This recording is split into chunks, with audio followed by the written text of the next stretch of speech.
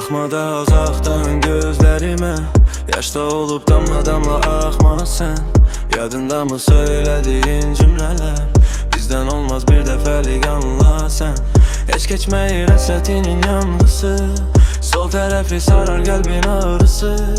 Unutmağı aslan bir şey sanma sen. Benim kimi yok